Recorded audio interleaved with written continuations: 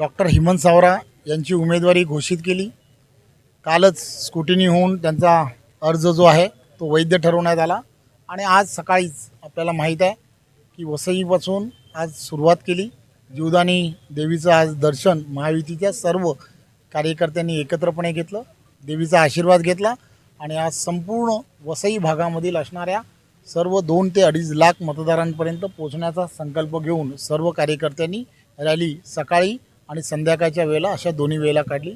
जवळजवळ 500 ते 1000 कार्यकर्ते हे आज त्यांच्याबरोबर कार्यकर्ते रॅलीमध्ये होते। टू व्हीलर्स आणि युवा मोर्चाचे कार्यकर्ते हेही त्यांच्याबरोबर होते आणि आता या भागामध्ये एक चांगली या भागामधील कार्यकर्त्यांची एक सभा या ठिकाणी आयोजित केली होती आणि त्या आयोजित केलेल्या सभेला सुद्धा अत्यंत चांगला प्रतिसाद होता। या कार्यक्रमाला सुद्धा डॉक्टर हेमंत सावरा यांच्या विजयासाठी आदरणीय विद्यमान खासदार राजेंद्र गावितजी हे स्वतः या पूर्ण सभेला उपस्थित होते। त्याचबरोबर आदरणीय विवेक भाऊ पंडित हे सुद्धा या सभेला उपस्थित होते।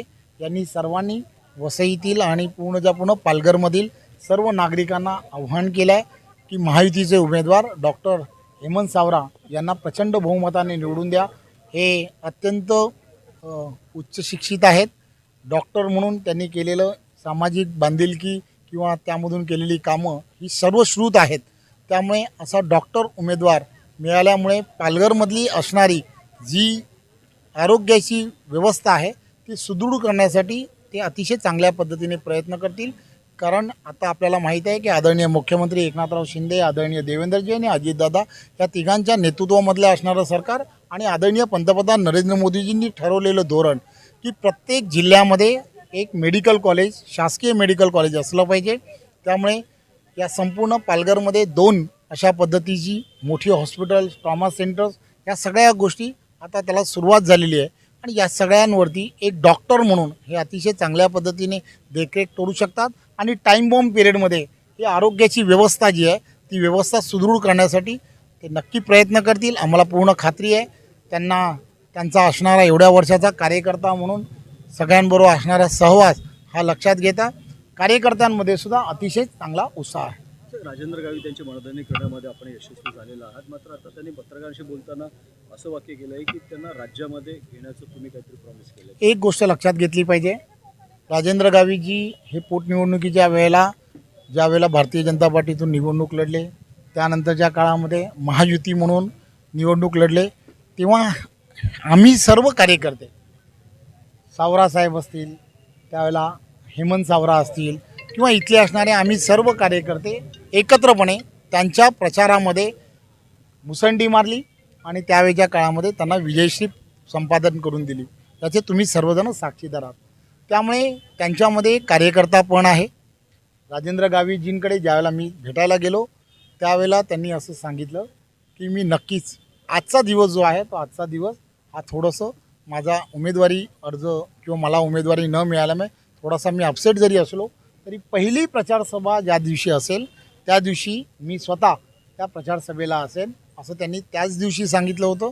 आणि दुसरं म्हणजे काय तर आदरणीय मुख्यमंत्री एकनाथराव शिंदे असतील, आदरणीय देवेंद्रजी आणि अजितदादा या सर्वांनी त्यांना थांबायला तूर्तता जरी सांगितलं असेल तरी राज्याच्या राजकारणामध्ये त्यांना सक्रिय करण्याच्या संदर्भातला विचार ही महायुती करते याची त्यांना कल्पना ही आमच्या वरिष्ठांनी दिलेली आहे।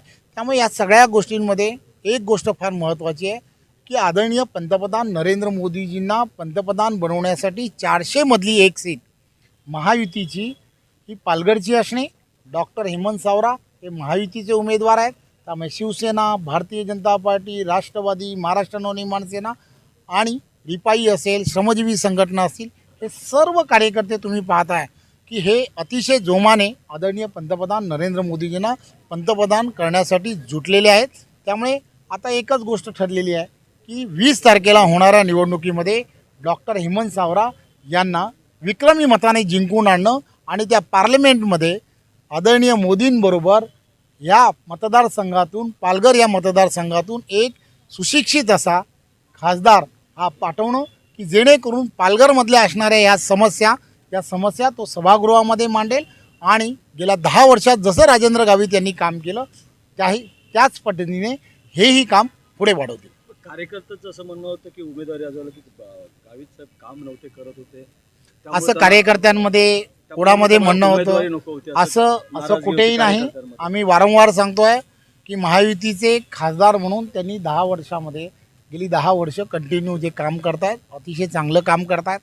त्या कामांमुळे त्यांना अतिशय चांगल्या पद्धतीने, परंतु एक गोष्ट लक्षात घेतली पाहिजे, या संदर्भातले जे निर्णय आहेत ते पार्लमेंटरी बोर्ड घेत असतं आणि पार्लमेंटरी बोर्डाने या संदर्भातला एक तरुण तडफदार सुशिक्षित असा उमेदवार हा दिलेला आहे. त्यामुळे आता आमच्यासमोर फक्त एवढंच आहे आणि आपल्यासमोरही लोकशाहीचा चौथा स्तंभ म्हणून आपण इतर प्रश्नांवरती चर्चा न करता लोकसभेला पालघरमध्ये विक्रमी मताने राष्ट्रीय विचाराचा पूर्णच्या पूर्ण ताकदीने पालघरचा सर्वांगीण विचार करणारा असा एकमेव असा डॉक्टर हेमंत सावरा महायुतीचा उमेदवार म्हणून अतिशय सक्षम आहे, याची तुम्हालाही कल्पना आहे.